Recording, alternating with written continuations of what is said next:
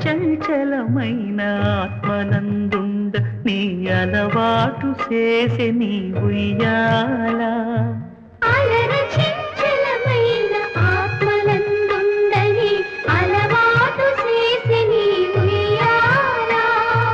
పలుమారు ఉచ్ఛ్వాస పవనమందుండ నీ భావంబు తెలిపే నీ ఉయ్యాల